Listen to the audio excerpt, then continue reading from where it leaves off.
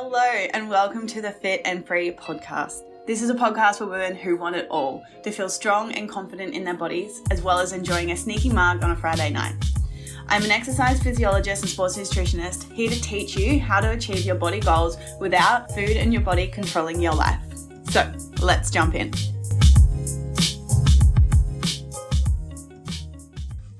Hello, my queen, and welcome back to the Fit and Free potty. I am very excited about today's episode. When am I not excited about an episode? Let's be real. But this one today sits close to my heart because honestly, this is something that I personally struggled with for a really long time. There was a version of me who did not believe that I was going to be able to get a body that I was proud of, that I was confident in, that I was happy in, that I would be able to confidently wear a bikini to the beach or take cute photos. Like, there was a version of me who didn't believe that. I was told, rewind to when I was growing up, I was the bigger girl in primary school. I hit puberty before everyone else and I was bigger, and I would look at all my friends and they would all be stick thin, and then I was, let's say, quote unquote podgy. Wasn't necessarily fat or whatever. It doesn't matter, but it was just that internal how I felt in comparison to my friends. And, I was taller than all the boys, my feet were the biggest.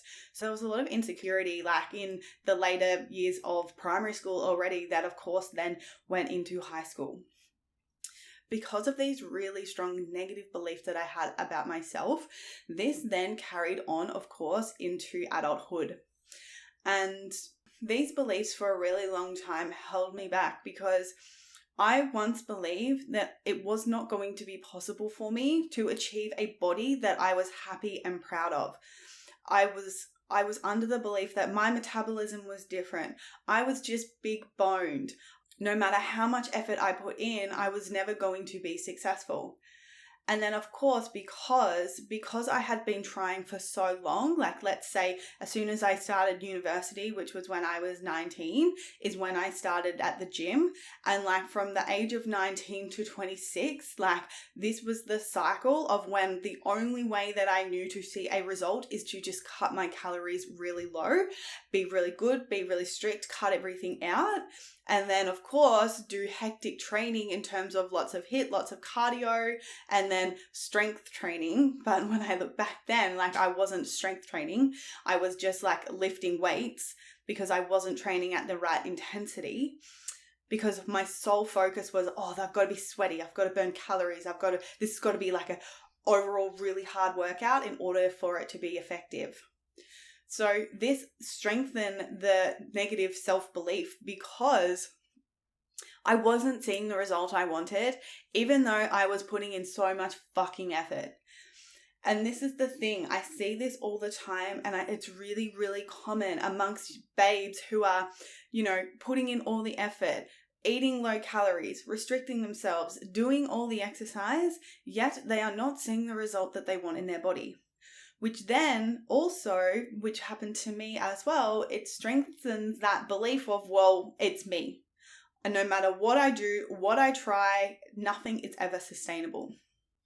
So if you're here, I fully see you in this, and it's freaking hard. It really is, especially when we sit on social media for about 5 minutes, and then it's all about lose weight, calorie deficit, calorie deficit, calorie deficit. Don't do this exercise. Women shouldn't do this exercise because they're going to get bulky. Don't do this exercise because it's going to make you chunky.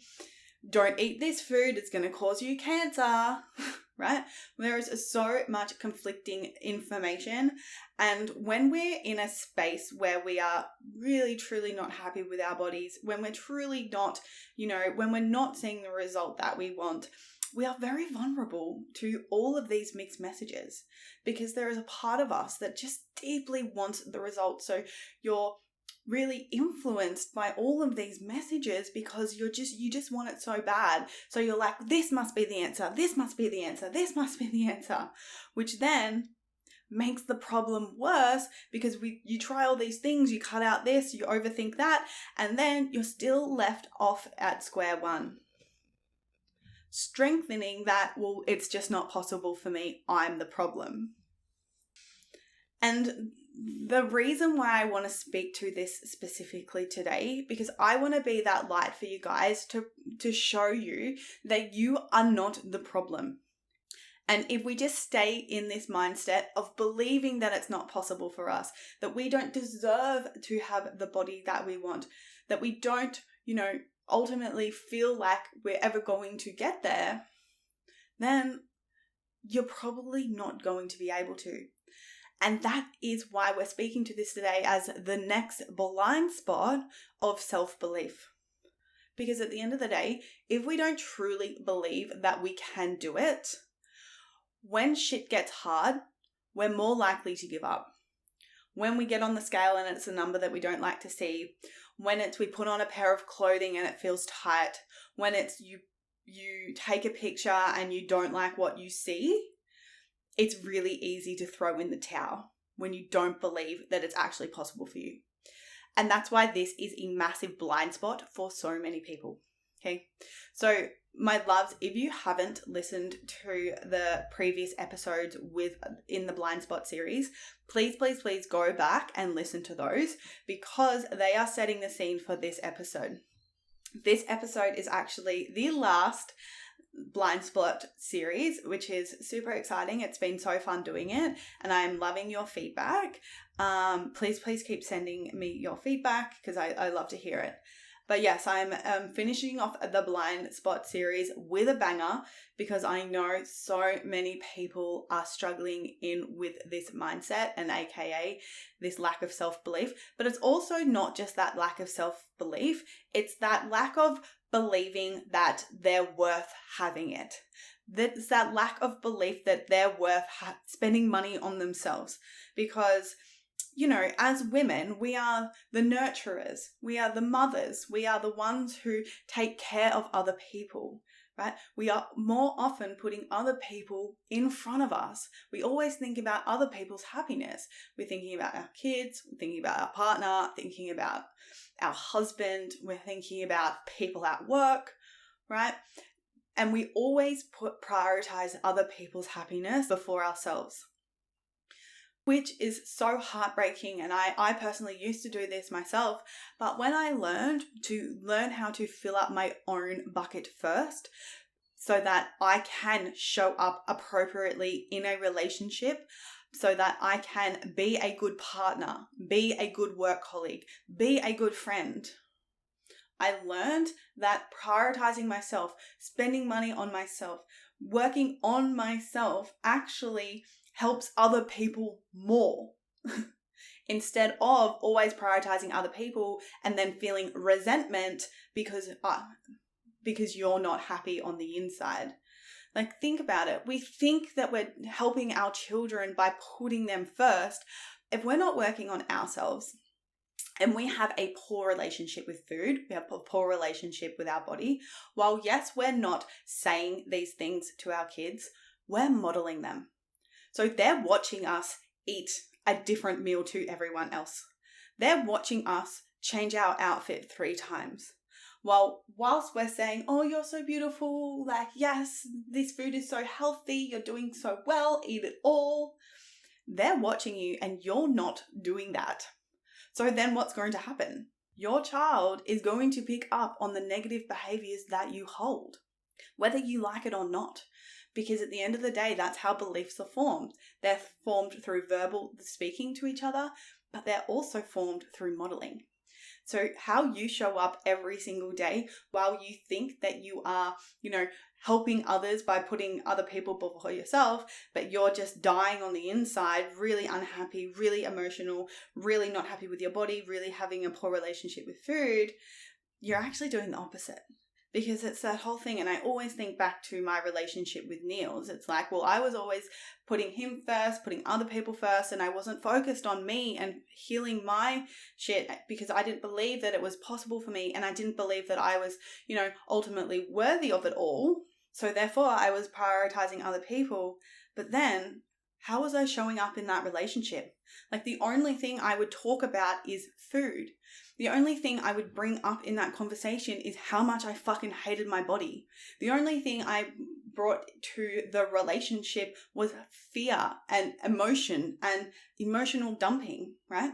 Like, how is that fair to be that way in a relationship? It's not, right? And this is why this stuff is so important to talk about. And it's like working on ourselves, investing in ourselves, and working on our own self-belief is not selfish. It's actually the opposite. It's actually selfless, because then you get to show up and actually help other people, because you're more emotionally stable. You're more happy. You're more confident. You've got more energy. You're an all-round vibe. And like, think to yourself, like, wouldn't you want to be showing up in every relationship, whether that's be with a friend, a partner, a loved one, a child, right? Wouldn't you want to be the best version of yourself? And one that's not thinking about how much they're thinking about food or how much thinking about they hate their body. And this truly does come down to self-belief. It really does come down to believing that you're absolutely worth it. You're absolutely worth having everything that you desire, and that you are not different. You are not different because it is possible for you. The ways that you have tried in the past are just not the right way of getting there. And I want to dive a little bit deeper into how these kind of play out. Just like the 3 past episodes, I spoke to 3 different lenses in terms of how these blind spots can be playing out without you kind of realizing that it's actually the blind spot that's actually causing you to say these things and act out this way. But ultimately, it's that lack of self-belief and lack of self-believing that you're worth having everything. So the first one is utilizing our external circumstances to determine the situation. The second is replacing a past context with a future context. In other words, allowing your past to predict and determine your future. And then the last one is using a problem frame instead of an opportunity outcome frame. And again, if you need more context in terms of what these are, please go back and listen to episode 1 because I break it down in much more detail. So let's take an example of how people use external circumstances to determine their situation. Like, this is how this blind spot often shows up when women are saying things like, I don't think XYZ nutrition and extra strategy will work for me because my metabolism is just really slow. It's just like my mum's, it's just like my dad's. Or, I don't think this is going to work for me because I'm just big boned. My body will never be able to look like I want it to. I don't think it's possible for me because of X, right? So just like in one of the last episodes when we did speak about being ready, these reasons could be legitimate, right? I'm not here to tell you that you're absolutely wrong, but they could be examples of how you actually could be lying to yourself and using your external circumstances to determine the situation, and where you're giving your power away to your ego to keep you safe. Remember, it's a protective mechanism, because if we say to ourselves, I don't think I can achieve X because of Y, what you're saying is, well, therefore, I don't actually have to take radical responsibility to get my results. I can keep playing victim to my external circumstance. I don't actually have to get uncomfortable and do the thing that's actually required in order to move myself forward. I can still play victim to my slow metabolism so that I don't have to get uncomfortable with increasing my calories and eating more, right? Because when you sit in this frequency and constantly giving your power away and playing victim to the external circumstance, you're not doing your piece. You're not actually doing what's required in order to achieve your goal. And you're creating this fear because of this external thing. You're now making that mean that it's not possible for you, when it absolutely is possible for you. You just haven't found the right way yet. And therefore, you're quitting too early, because you're using that external circumstance to make it mean all the reasons why you're never going to be successful. Moving on to the next example of how this blind spot specifically can play out for people, utilizing using our past to predict and determine our future. It's the I've been trying for so long already. I've tried so many different diets, challenges, fitnesses, coaches, plans, and nothing has ever worked long term. So why would this time be any different? Right? So that's how this lack of self-belief, like I don't think it's possible for me, I don't think I'm deserving of this, can play out. Because the more that we utilize our past experiences, again, it's protecting us from the responsibility and the fear and the pushing the edges that we actually need to take in order to achieve our goal. And while, yes, I do have a lot of compassion in this space in terms of when people, they try really hard and they're not successful, it is fucking hard. Like, I've been there, I know what it feels like. But then that doesn't mean we then don't get to take responsibility for actually achieving our result. That means we have to keep failing forward. We have to keep pushing our edges. We have to keep leaning into the shit that is scary in order to evolve and achieve everything that we want in our life. We have to build that self-belief and we have to be able to reframe it is just because I have tried so many things in the past doesn't mean it's not possible for me. What it means is I just have to find the right thing that works for me. And I can tell you, if the only thing that you have tried, is just cutting your calories really low, cutting out carbohydrates, trying all these extreme, stupid diets, well then, yeah, of course you weren't successful because the way that you tried wasn't enjoyable for you, but two, it was just an extreme. And then moving on to the last one is the using the problem frame instead of the outcome opportunity frame. So again, this blind spot really plays out. I don't believe that it's possible for me. I don't believe that I'm worth it. It can come out as, well, body recomposition sounds really great, but what happens when I gain weight? Or body recomp sounds great, but what if I get bulky from lifting weights? Right? We're looking at the whole through a problem. But what if? What if something negative happens to me? What if this? What if that? Right? What if we were able to look at it through an opportunity lens in terms of, well, body recomposition sounds great. What an amazing opportunity that I get to build muscle and lose fat at exactly the same time.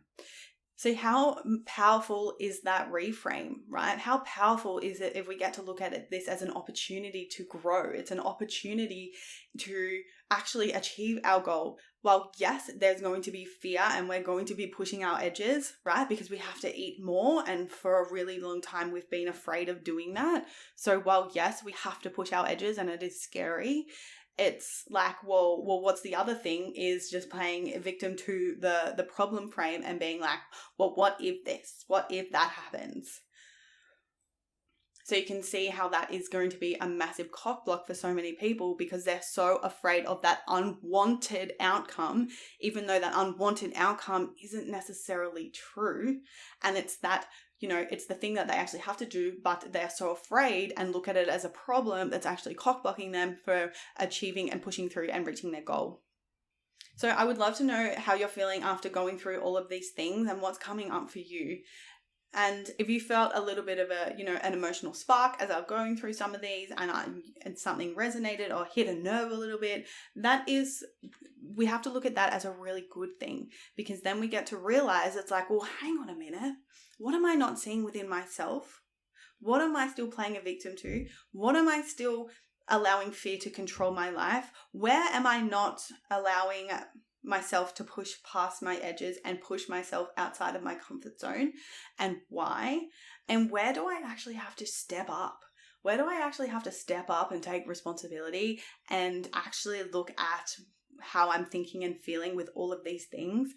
Because until you do that, and until you actually look at the root cause of why you're doing certain things in terms of, if you lack that self-belief, like I said at the beginning, then you're not going to be able to be successful because you're not going to be able to remain consistent. So it's a really, really important skill to develop, and I definitely am helping my clients with this all the time inside the Fit and Free Academy. We have so much mindset talk in there because it's so big and it plays such a role in achieving a body composition goal. But I wanted just to drop this episode so you guys can bring it all into your awareness to being like, well, hang on a minute, I'm actually struggling with this, and this is the reason why I'm not seeing the result that I want. So my loves, that is a wrap up of the blind spot episodes. I really appreciate you guys sitting here and being really open to this stuff, because like I've already said in the previous episodes, it's like learning stuff about ourselves that we're quote unquote doing wrong. It fucking hurts and it stings. It's not comfortable, and not everyone are willing to do it and to see it, because the ego doesn't like it. We get reactive. We make it mean all the reasons why we're not good enough, why we're shit. But when you can strengthen this skill in seeing these negative things about ourselves and the things that we may have been doing quote unquote wrong as opportunities to grow and to evolve, you're going to get results 10 times faster than everyone else. Anyway, my loves, thank you for being here, and I will see you guys in the next episode.